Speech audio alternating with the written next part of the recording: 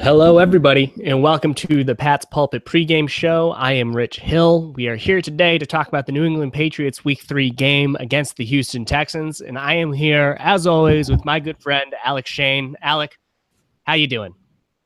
I'm all right, buddy. It is officially the first weekend in fall, but it is gorgeous outside in New York City, and so I thought, what better way to enjoy this beautiful Sunday than to spend it indoors at Patty's Pub in Park Slope, eating wings and watching football. You said that the wings are very, very affordable. Are they? Is it unlimited? The wings are free and unlimited. I think there's also meatballs today, in addition to the hot dogs and the drink specials. I usually watch Patriots games alone. I prefer it, but I just can't pass up free hot dogs, wings, and meatballs. So I will be there once again, second week in a row, watching the Patriots play the Texans today. Wait, they do this every week? Every week. All the games, all the stuff, drink specials, free food. And again, the bartender's a Jets fan, and he is just miserable. And it makes me so happy to have this bartender there. I'm like, hey, man, put the Pats game on. He's like, all right, bro. He has to do it because I'm a paying customer. And he just watches the Patriots and watches the Jets lose. It's a great, great Sunday experience. I recommend it. If you're in the New York City area, come down and say hi. All right, absolutely. So Alec will be over there. I will be breaking down the game on Twitter at pp_Rich_Hill, as well as at Pat's Pulpit. And this is going to be a good game. The Patriots are looking to continue their momentum from last week, where they absolutely dominated the New Orleans Saints. The Houston Texans don't have any semblance of an offense. They rank dead last in the league in yards gained. They rank 30th in points scored. They do not have a very good offense. This should be a really good game for both the Patriots offense and the defense to set the tone for the rest of the year. We know the inactives for the game this week with the New England Patriots. Linebacker Dante Hightower will be out, as well as linebacker Harvey Lange, which expanded a role for Kyle Van Noy. Marcus Cannon is absent at right tackle, which we'll talk about in a little bit. Cornerback Eric Rowe is out. Offensive lineman Cole Croston is out. Special teamer Matthew Slater is out. And running back Rex Burkhead is out, but we already knew that. Alec, what are your immediate thoughts after looking at these inactives? Well, first off, good news. Gronkowski is active today, so that groin injury couldn't have been too serious. Glad to see Philip Dorsett's able to be active. He had a good first step last week against the Saints. Amendola's back in, which is also pretty huge. So a nice boost in the receiving core. Burkhead not too upset about because they have the depth of running back already. The big question, as you said, is Marcus Cannon. That's a big loss today because he was probably drawing the matchup against J.J. Watt, and that's not a guy you want your backup tackle to be handling. So be curious to see how the Patriots handle that today. Probably a lot of big sets, probably a lot of Dwayne Allen on that side. Not a lot of receptions for Allen today. But Cannon out of the offensive line could be problematic if the Texans can keep up what they did last time they played the Patriots in the divisional round, where Brady was on his back for a lot of that game, and it could be trouble. Hopefully the Patriots have something to figure it out.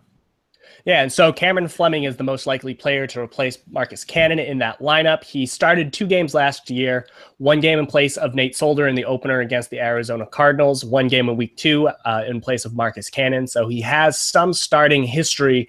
He will draw that matchup against J.J. Watt, as you said. There are also a few other really good players in this Texans defense. You know, Whitney Merciless is someone Tom Brady called the most underrated defensive player in the league. They have Jadeveon Clowney, who I believe was rated All-Pro by the Football Writers Association last year. When you look at this Texans defensive front and you compare it to what they had last year, they didn't have J.J. Watt in the playoffs. They have him now. There's a chance that this Texans front is even better now than it was before.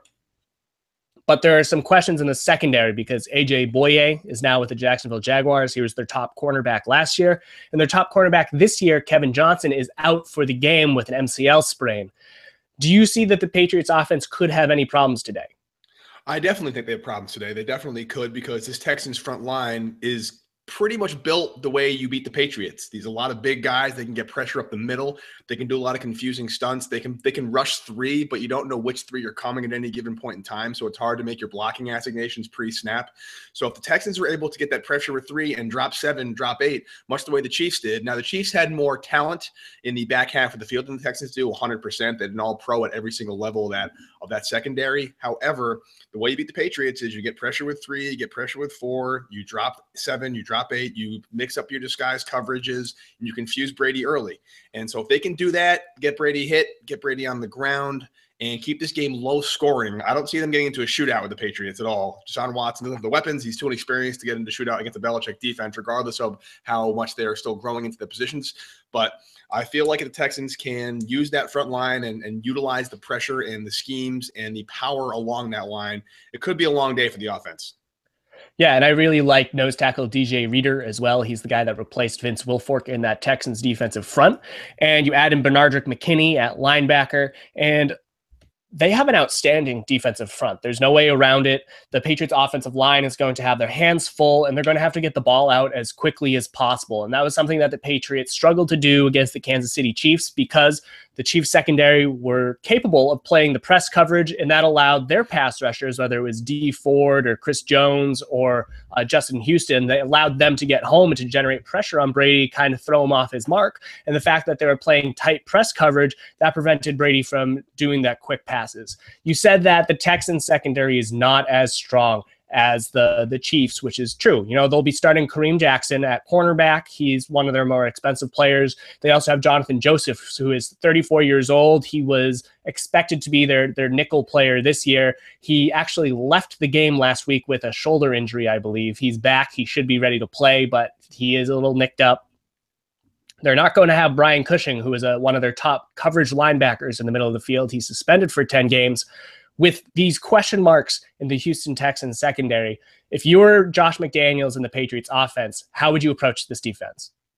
I do it a lot what I did against the New Orleans Saints. I think you have a very versatile stable of pass-catching backs, even with Rex Burkhead out. You have Deion Lewis, you have James White. I wouldn't try to pound Mike Gillislee too much against this defensive line, to be honest with you. I'd use a lot of maybe multiple back sets with White and Lewis in the backfield. Motion one out, motion two out, find the mismatches. And one thing Brady's really good at, and you saw that early in the game against the Chiefs before it all fell apart, once Brady had a defensive package on the field he liked, he went to no huddle. He wouldn't let them sub out, and he called the plays based on the mismatches. The Patriots are better man for man than the Texans are offenses versus defense. So if he can find those mismatches in the secondary, it shouldn't be that hard to do given the talent level on the offensive side of the ball. It shouldn't be a problem. The key is making sure he has enough time from the defensive pass rush to get those passes out there. But I see the big game from Deion Lewis, a big game from James White, and Amendola being back is huge as well. He's going to take up the slack where maybe that middle slot position that Edelman is now out the year. He'd be kind of filling that up. So Amendola should have a big game as well. Yeah, and if I'm the Houston Texans defense, I'm going to try and focus on two things. One, I'm going to try and put pressure on Cameron Fleming at right tackle. I would align, J.J. Watt, Merciless, and Clowney can all have their field day against him. So the Patriots are going to have to either have Shaq Mason help Cameron Fleming a lot or designate a running back or a tight end to help him the entire game. And so if I'm the Houston Texans, I'm going to try and overload whatever side of the field Cameron Fleming is lining up on with a bunch of players. So the Patriots have to block them one-on-one, and hopefully for the Texans' sake, they'll get a mismatch and they'll be able to beat their one-on-one and get to Tom Brady. Additionally, if I'm the Texans, as you said, the Patriots running back should be a really big part of this game plan. If the Texans secondary is able to play a little bit of press coverage, they need to be able to remove these quick passes for the Patriots. And we saw last week against the Saints that's what James White's role looks to be moving forward. He looks to be the effective replacement for Julian Edelman in this offense as the early down, move the chains, set up some favorable second down sort of situations, converted on third down. He could be that engine type of player. And if he's in the backfield, if I'm the Houston Texans, if I'm Mike Vrabel, the defensive coordinator, I'm going to say, whichever linebacker is responsible for covering James White, I'm going to blitz you every single time. I'm going to make it so James White isn't allowed to leave the backfield because he has to stay into pass protect. And that'll force Tom Brady to hold it. And if James White's blocking and then some other tight end has to help Cameron Fleming on the right side of the line, that limits the Patriots to 3 players. And that's Rob Gronkowski, most likely, Brandon Cooks, and Chris Hogan. And if I'm the Texans, that's the bet that you have to make. You have to think that you can eliminate the Patriots' 2 players, an extra blocker for Cameron Fleming and the running back out of the backfield with 4 players. You have J.J. Watt, Merciless, Clowney, and McKinney, who I would assume is going to cover James White. You can eliminate a lot of players with just 4, and that allows you to drop 7 back and cover the other 3. If I'm Mike Vrabel, that's how I'm going to approach this game. No, that makes a lot of sense. And Vrabel knows the Patriots defense very well. Obviously, he was a stalwart in the early 2000s. The Texans team as a whole is a lot of Patriots coaching staff is made up of either Patriots coaches of your or former players themselves. So they have a lot of familiarity with this Patriots offense. You mentioned how you want to keep a running back in to pick up the blitz because the linebacker's coming in. Deion Lewis and James White they're good at blitz pickup, but there's not like their real strength. They're just not that big. If you are the Patriots and you are maybe considering this possible strategy from the Texas defense, playing against it, how much is your game plan, your offensive packages, the guys you trot out there, going to be dictated by what the Texans might do in terms of who's better picking up the blitz? Do you want Deion Lewis in there as a blitz pickup guy, or is James White a better blitz pickup guy in your opinion? Well, I think to kind of give a roundabout answer on this one, when we watched the Do Your Job 2 video last year after the Patriots won the Super Bowl, I guess this kind of debuted like 2 weeks ago. It wasn't that long. The Patriots coaching staff were watching the Houston Texans defense, and they realized that Deion Lewis is the type of player that could give the Texans defense fits because he's quick out of the backfield. He gives the Patriots an opportunity to run the ball up the middle, but he has quickness that can shake the linebackers. And so you say which running back is better equipped to handle this Texans pass rush? What if the Patriots play two running backs? They fiddled with that a little bit against the Saints. I wouldn't be shocked if they did it this week. Again, you know how we're saying maybe they'll use Dwayne Allen to help Cameron Fleming? What if they put two running backs in the backfield? That will force Zach Cunningham and Benardrick McKinney to stay on the field, and hopefully the Patriots will get a mismatch on one of the linebackers. Both of them can't blitz or else they'll abandon the middle of the field, which Chris Hogan, Rob Gronkowski, one of them should be available in a favorable matchup. Danny Amendola. What if you have the two running backs? I think that could possibly be the key. The Patriots practiced a lot in the preseason over the past few years. They didn't have to use it. They broke it out against the Saints a considerable amount because they were shorthanded at wide receiver. Both of them can chip out of the backfield. You know, if you have your tackles and you have Jadeveon Clowney on one side and J.J. Watt on the other, what if the running backs just go up, clip them, knock them inside, and just go out into their out routes? Maybe that's the best way to get around a possible mismatch by the Texans. No, I like that. I think the short intermediate passing is going to be the name of the game today, which means, in my opinion, we probably won't see that Brandon Cooks breakout game we're all kind of waiting for. I don't really see a lot of plays developing too long where Brandon Cooks can just streak down the field and go for a long bomb. I'd love to be wrong on this one, but I don't see that being the strategy. Not a lot of slow developing plays today. Not a lot of really short play action draws. I think getting the ball out quick is going to be what makes the Patriots run today, especially with Marcus Cannon out.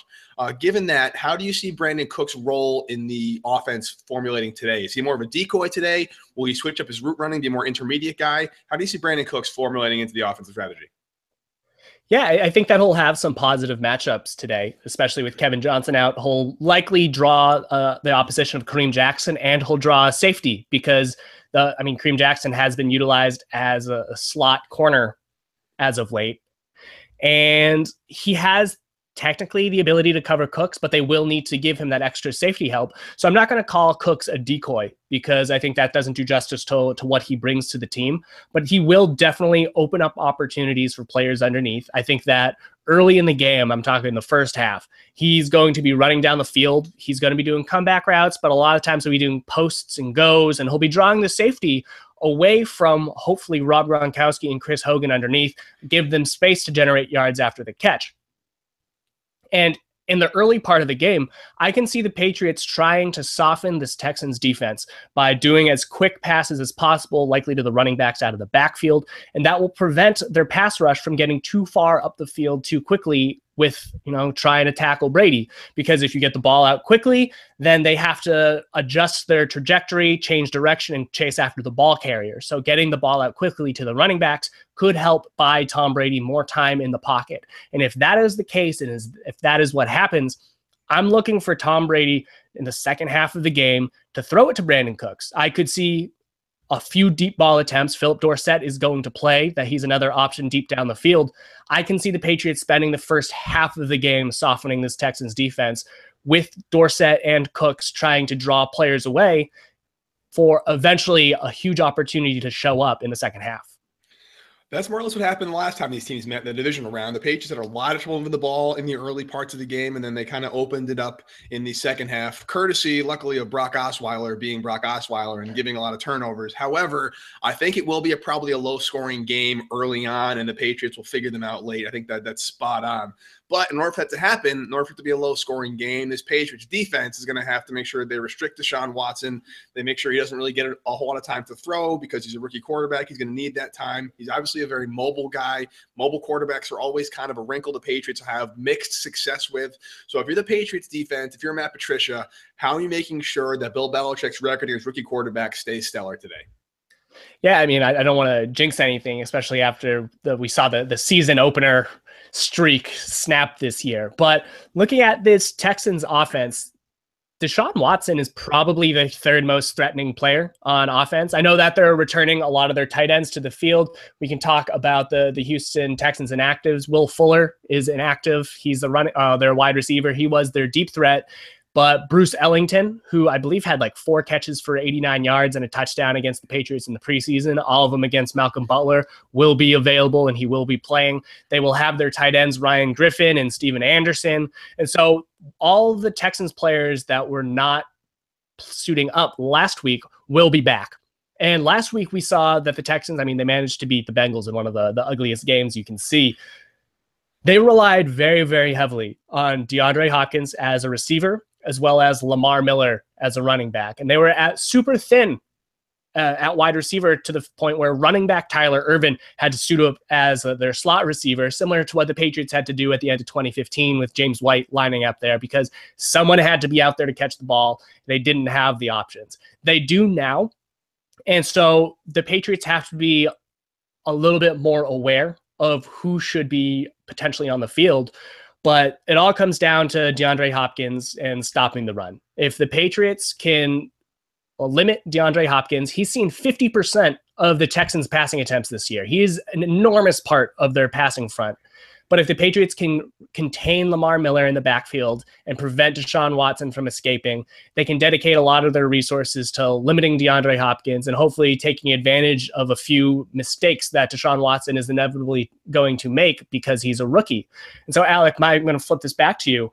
How are you going to defend DeAndre Hopkins if you're Matt Patricia? I'd like to see maybe today the reemergence of David Harris, who is still a Patriot last time I checked. He had a very stellar preseason. He looked good. They gave him the green dot, and then he's been a ghost in the first 2 games of the season. I don't know why that is, but I think that he is, especially with Dante Hightower out, his football intelligence and his ability he's a really good run-stopping linebacker. He's a little weak in coverage, but I think if they put him in the middle and maybe go with like a 4-2-5 nickel today to keep their defensive line up and allow David Harris to play more of maybe a 5th lineman and allow guys like Kyle Van Noy to be the coverage guy, I think that makes a lot more sense. However, I can't say with any confidence David Harris is going to be out there because I haven't seen him. I think he's played about 4 or 5 snaps all season. But I think today is a prime game plan for a player like David Harris to get his feet wet and to be kind of the run-thumping running back to block up the A-gaps and allow the more coverage-savvy linebackers to motion out and make sure there's no real in-cuts from the slot receiver / running back guys. That's what I do. Yeah, and it's important that the Patriots stop the run early because if the Patriots can get a 2-score lead, if they can get up 10-0, then the Texans are going to have to start to throw the ball, and that removes a huge part of their offensive scheme, which is, running it with Lamar Miller and D'Onta Foreman. If the Patriots can force Deshaun Watson to need to throw the ball, then the Patriots defense will be dictating the course of the play. They'll be able to set it up. And I actually think Landon Roberts is going to get his number called pretty early on. But I'm also a little bit concerned with how the Patriots linebackers are going to look into coverage because the Houston Texans, more than any team, I mean, this is Bill O'Brien. This was his bread and butter. They love their 2 tight end sets. Normally, they would have C.J. Fiedorowicz and Ryan Griffin out there, but Fiedorowicz is on the injured reserve due to his concussion injury. And so you'll see a lot of Ryan Griffin and Steven Anderson. And if I'm the Patriots defense, that means that you're going to have to play the big nickel. And so Patrick Chung, Devin McCourty, and Deron Harmon are going to be out there a lot, getting their opportunities to defend these tight ends. And the Patriots are going to have to use these safeties. They're going to have to look a little bit lighter on defense, and that could look enticing for the Houston Texans to run the ball. My concern is that I don't want Landon Roberts or David Harris isolated against a running back in the open field. I don't want them having to drop back against a tight end, especially not Landon Roberts. I think David Harris looked a little bit more fluid dropping back. I don't want them having to match up against Tyler Ervin out there. That could be a disaster.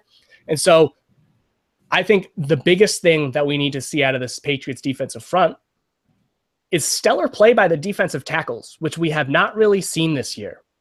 Alan Branch played 6 snaps last week. He has usually been a very key component of the Patriots' run defense. He has not been doing that this year. We have seen Malcolm Brown play his consistent self. New guy, Lawrence Guy, is playing well. And Adam Butler, undrafted rookie, they need a really strong game from Alan Branch to help stop this Texans run defense and allow the Patriots to maybe play a little bit smaller on that defensive side, the deep ball, to cover the tight ends and still not be hurt too much by the Texans rushing attack. Yeah, that makes a lot of sense. And again, I think the Texans are going to come up very run heavy, very big, and they're going to want to keep Tom Brady off the field. That's what they do. And you want to make sure you limit a rookie quarterback's playbook a bit and make sure the field's a little smaller for him. Don't put him in too many oppositions where he has to put the team on his back and carry them, because I don't think Deshaun Watson is there just yet. I think he's been fine so far as a rookie in 2017, but he's a rookie, and it's not his fault. It's just the reality of the world. So it's going to be a lot of running game, a lot of kind of slow-moving drives, hopefully, and a lot of smart, high-percentage passes. And if the Patriots can't cover that, it could be a very long day, which leads me to my next question, which is coverage. Malcolm Butler. He has not been great this year. He put it on himself. He said, that's on me. I have to get better. There's some talk about him being traded maybe this past week. Do you see today as the bounce back game for Malcolm Butler, and how do you see the Patriots using Malcolm Butler going forward to this game? Yeah, that's a very, very tough question. With Eric Rose sidelined, Malcolm Butler is going to have to take on a bigger role. I would be curious to see if they think that he's up to the task against DeAndre Hopkins. Over the past 2 years, whenever the Patriots have played the Texans, he has matched up against, the Jalen Strongs of the world, while Logan Ryan covered DeAndre Hopkins. I'd be curious to see if Malcolm Butler, as the number 2, will get the safety help to bracket DeAndre Hopkins, and that would allow Gilmore to have his one-on-ones against, Braxton Miller or Bruce Ellington, whoever they want to trot out at wide receiver. I don't think that they have too many other options with Will Fuller sidelined.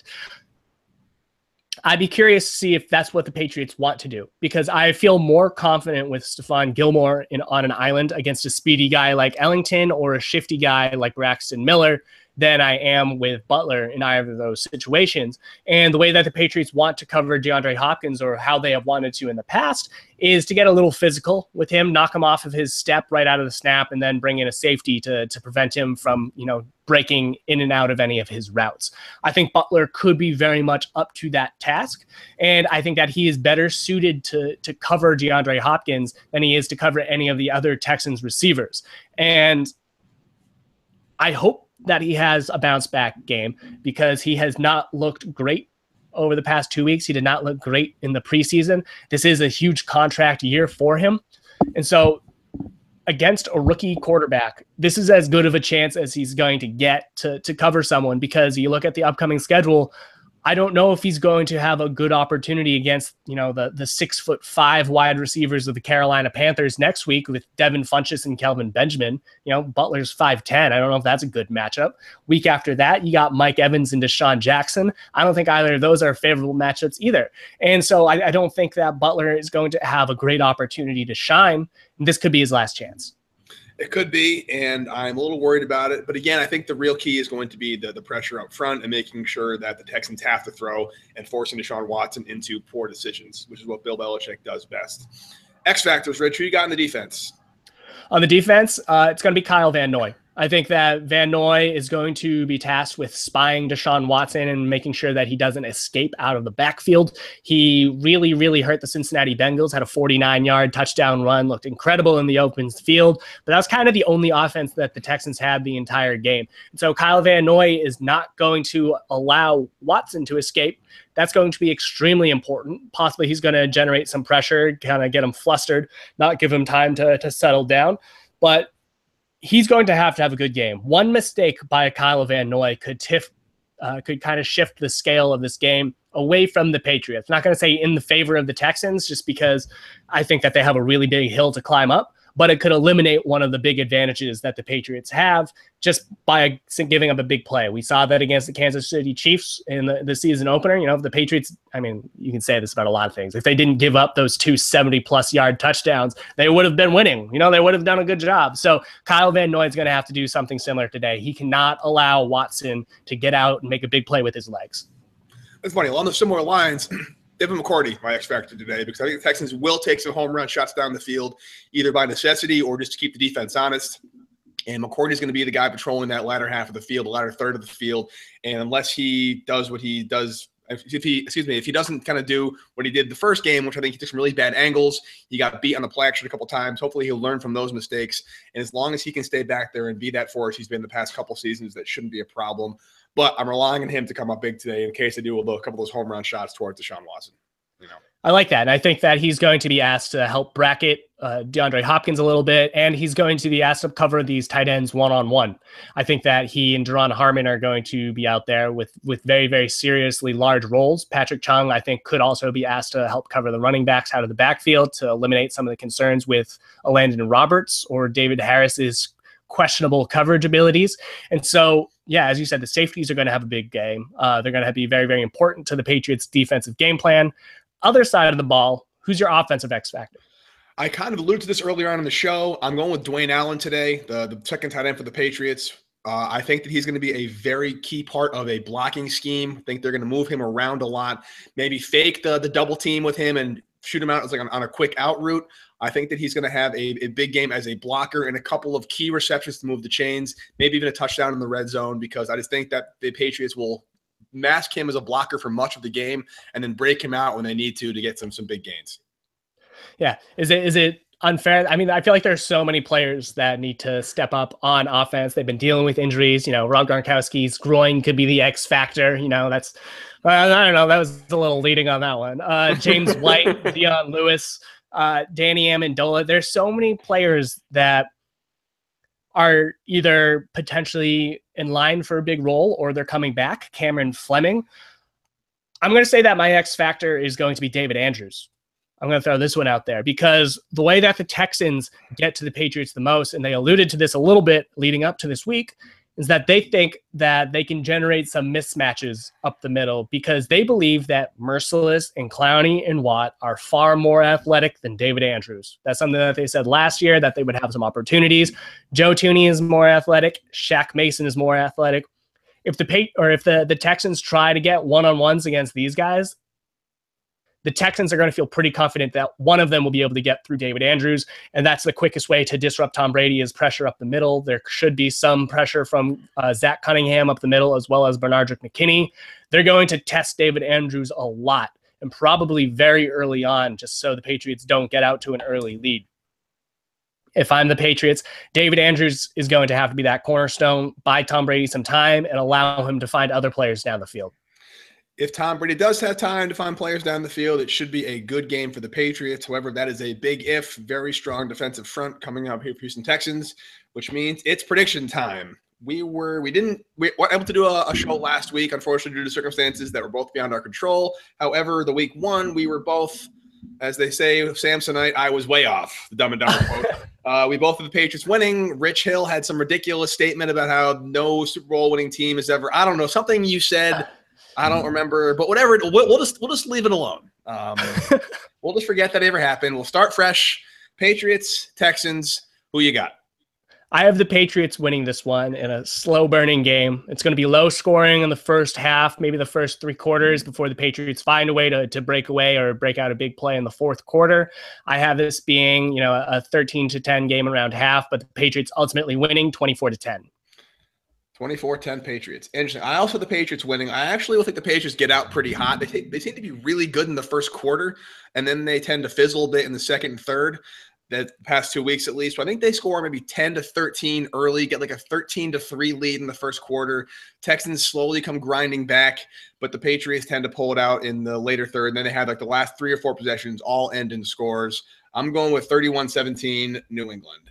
Awesome. Like those predictions, we'll have game updates on patspulpit.com throughout the entire game. We'll have our reviews and our film breakdowns on the website. We'll give our instant thoughts. Alec, do you have any final opinions on this game before we sign off? I am hungry, so I want to go get some wings. So no. Yeah, awesome. All right, enjoy the bottomless wings and meatballs, and everyone have a good game. See you, buddy.